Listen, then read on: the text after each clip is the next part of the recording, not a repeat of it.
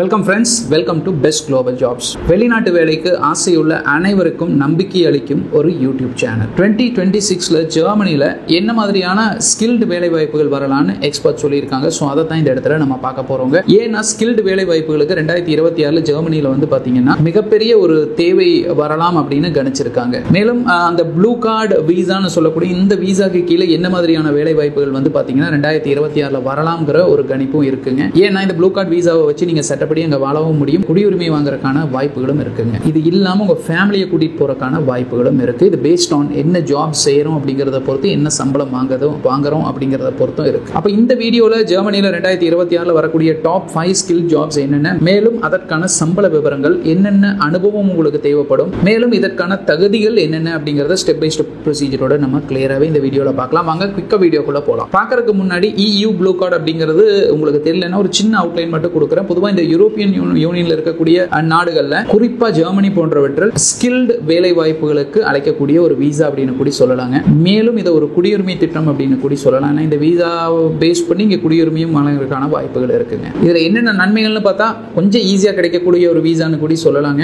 ஈஸியா அப்படின்னு நீங்க கேட்கலாம், சம்டைம்ஸ் அதையும் தெரிஞ்சுக்கோங்க. அதிக சம்பளம் வாங்குறதுக்கான வாய்ப்புகள் உள்ளது. குடும்பத்தோடு நீங்க இங்க செட்டில் ஆகிறதுக்கும் வாய்ப்புகள் உள்ளது. இதுல ரொம்ப முக்கியமானது என்னன்னு பாத்தீங்கன்னா, இப்ப நான் சொல்றப்போ ஒரு 33 மாசத்துலயே உங்களால இந்த PR வாங்குறதுக்கான சான்சஸ் இருக்குங்க. இதுல எஸ்பெஷலா ஜெர்மன் லாங்குவேஜ்ல நீங்க எக்ஸ்பர்ட்டா இருந்தீங்கன்னா 21 மாசத்துலயே வாங்குறதுக்கு கூடிய சான்சஸ் இருக்கு. யூரோப் யூனியன்ல இருக்கக்கூடிய மற்ற நாடுகளுக்கு சுதந்திரமா போறக்கூடிய இந்த EU ப்ளூ கார்டு உங்களுக்கு எலிஜிபிலிட்டியை கொடுக்குங்க.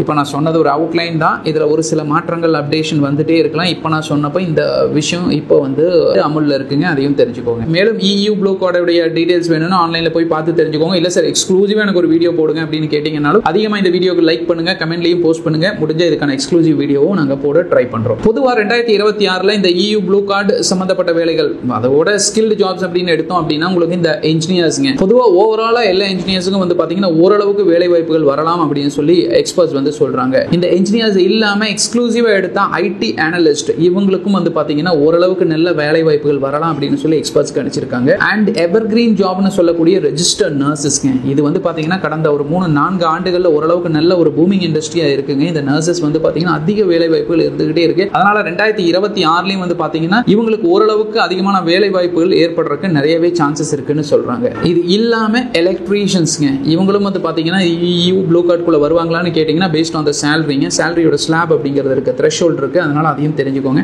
ஸோ அதனால எலக்ட்ரீஷியன்ஸ் அவங்க இல்லாம டெக்னீஷியன்ஸ்ங்க, காமன் டெக்னீஷியன்ஸ், இவங்களுக்கும் வந்து பாத்தீங்க அப்படின்னா ஓரளவுக்கு வேலை வாய்ப்புகள் ஏற்படலாம் அப்படின்னு சொல்லியிருக்காங்க. இது இல்லாம இன்னும் ஒரு சில டெசிக்னேஷன் சொல்லியிருக்காங்க. பட் இது வந்து இயர் ஆன் இயர் ஓரளவுக்கு போயிட்டு இருக்கு அப்படிங்கிறங்காட்டி இதை ஆவரேஜ் பண்ணி இந்த இடத்துல நம்ம எடுத்திருக்கோம். ஸோ இவங்களுக்கு 2026 இந்த ஸ்கில்டு ப்ரொஃபஷனல்ஸ்க்கு அதிகமான வேலை வாய்ப்புகள், எஸ்பெஷலா ஃபாரினர்ஸ், இந்தியால இருந்து நீங்க போறீங்க, ஸ்ரீலங்கால இருந்து போறீங்க, பங்களாதேஷ்ல இருந்து போறீங்க அப்படிங்கிறவங்களுக்கு இந்த மாதிரி வேலை வாய்ப்புகள் அதிகம் கொடுக்கப்படலாம் அப்படின்னு சொல்றாங்க. சேலரி எவ்வளவு சார் கொடுப்பாங்கன்னு பார்த்தா, இஃப் யூ ஹேவ் ஒரு அளவுக்கு எக்ஸ்பீரியன்ஸ் இருக்கிற மாதிரி இருந்ததுன்னா ஒரு 2800 இருந்து ஒரு 4500 யூரோஸ்ல வாங்குறதுக்கு சான்சஸ் இருக்கு. Again, this is based on your experience and qualification. அதையும் தெரிஞ்சுக்கோங்க. ஒரு சில நிறுவனங்கள் வந்து பாத்தீங்கன்னா அனுபவம் இல்லைனாலும் ஒரு சிலரை எடுக்க தான் செய்யறாங்க. இல்ல குறைந்த அனுபவம் 2 வருஷம் 3 வருஷம் இருந்தாலும் எடுக்க தான் செய்யறாங்க. சோ அதனால இந்த இடத்துல நீங்க ஓரளவுக்கு அனுபவம் இருந்தா இந்த சம்பளம் வாங்குறதுக்கான சான்சஸ் இருக்கு. இதை நீங்க இந்திய மதிப்புக்கு கன்வெர்ட் பண்ணா அப்ராக்சிமேட்டா உங்களால 2.5 லாக்ல இருந்து ஒரு 4 லாக் இந்தியன் ருபீஸ் வாங்குறதுக்கு சான்சஸ் இருக்கு monthly. And again it is going to be a gross figure. இதுல இருந்து உங்களுக்கு டிடக்ஷன்ஸ், டாக்ஸஸ் ஏதாவது இருந்ததுன்னா அது ரெடியூஸ் செய்யப்படும். அதுக்கப்புறம் வாங்குறதா உங்களுடைய கையில வாங்குறதா ஒரு நெட் ஃபிகரா இருக்க போகும். சோ அதனால அதையும் நீங்க தெரிஞ்சுக்கோங்க. அதுக்கு குவாலிஃபிகேஷன் என்னன்னு பாத்தீங்கன்னா, அந்தந்த ஃபார் எக்ஸாம்பிள் IT அனலிஸ்டா இருந்தா நீங்க IT படிச்ச ஒரு BTech IT படிச்ச ஒரு இன்ஜினியரா இருக்கணும். சோ அது மாதிரி ஒரு பேஸ் குவாலிஃபிகேஷன் அப்படிங்கிறது கண்டிப்பா உங்களுக்கு வேணும். பிளஸ் அனுபவம் அப்படிங்கிறது குறைஞ்சது ஒரு 3 வருஷம் பிளஸ் அனுபவம் இருந்ததுன்னா it be an added advantage அப்படின்னு சொல்லலாம். இது இல்லாம ஜெர்மன் லாங்குவேஜ் தெரிஞ்சிருந்ததுன்னா கண்டிப்பா உங்களுக்கு இது ஒரு வேல்யூ ஆடட் ஒரு விஷயமா இருக்குங்க. ஜெர்மன் லாங்குவேஜ்ங்கிறது ஜெர்மனியை பொறுத்தளவுக்கு ரொம்பவே முக்கியம்.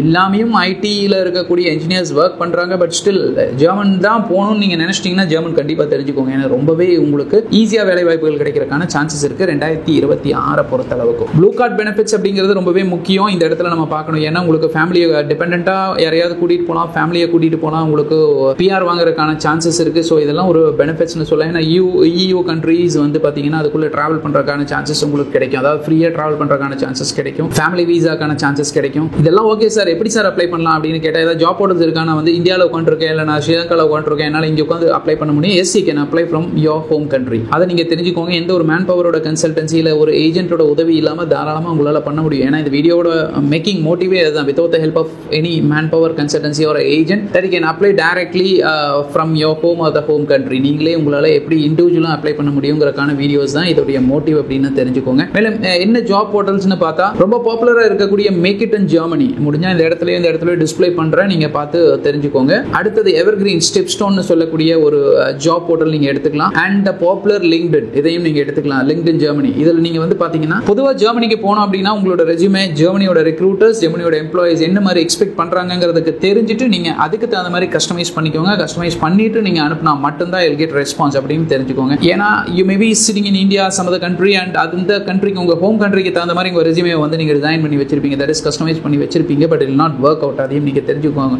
when you are about to go to நீங்கள் ஜெர்மனியா இருக்குல்ல, ஜெர்மனி இஸ் மை டெஸ்டினேஷன் அப்படின்னு பிளான் பண்ணிட்டீங்கன்னா உங்களோட ரெஸ்யூமே கண்டிப்பாக கஸ்டமைஸ் பண்ணணும். கஸ்டமைஸ் அதாவது அந்த ரெக்ரூட்டர்ஸ் அந்த எம்ப்ளாயிஸ் என்ன they actually expect அப்படிங்கிறத தெரிஞ்சுக்கோங்க. தெரிஞ்சுட்டு அதுக்கு தகுந்த மாதிரி கஸ்டமைஸ் பண்ணி அனுப்புனா மட்டும்தான் உங்களுக்கு அந்த ரெஸ்பான்ஸ் அப்படிங்கிறது கிடைக்கும். அதையும் தெரிஞ்சுக்கோங்க. ரொம்ப முக்கியமானது, நான் அது முன்னாடியே சொல்லியிருக்கணும், இருந்தாலும் இந்த இடத்துல சொல்றேன். என்னன்னு சொல்லி பார்த்தீங்க அப்படின்னா இந்த விசாவுடைய ப்ராசஸ் என்னங்கிறத தயவு செஞ்சு தெரிஞ்சுக்கோங்க. நீங்க என்ன ஜாபுக்கு போறீங்களோ அந்த ஜாபுக்கு, ஃபார் எக்ஸாம்பிள் எந்த கண்ட்ரியில் இருக்கீங்க, என்ன ஜாபுக்கு போறேன், அப்போ அதுக்கான விசா ப்ராசஸ் என்ன, விசாவுடைய ரூல்ஸ் அண்ட் ரெகுலேஷன்ஸ் என்ன அப்படிங்கிறத நான் சும்மா ப்ளூ கார்டு அப்படிங்கிறது இந்த இடத்துல சொல்லிட்டேன். பட் இந்த ப்ளூ கார்டு எல்லாருக்குமே கிடைக்குமானா அப்படி நம்ம சொல்லவே முடியாதுங்க. இப்போ ப்ளூ கார்டுடைய ஜாப்ஸ் என்னன்னு பார்த்தா மேஜரா என்னென்ன மாதிரி இண்டஸ்ட்ரீஸ் கொடுக்குறாங்கன்னா engineers, ID professionals, nurses, doctors, scientist, ஒரு ஸ்கில்டு டெக்னீஷியன்ஸ். அந்த இடத்துல நான் டெக்னீஷியன்ஸ்னு சொல்லியிருப்பேன். பட் இந்த இடத்துல வந்து பார்த்தீங்கன்னா ஸ்கில்டு டெக்னீஷியன்ஸ் அப்படிங்கிறத கண்டிப்பாக நம்ம எடுத்துக்கணும். அண்ட் ரிசர்ச்சர்ஸ், இந்த மாதிரி ஆட்களுக்கு வந்து அதிகமாக ப்ளூ கார்டு அப்படிங்கிறது ப்ரிஃபர் செய்யப்படுது. அதனால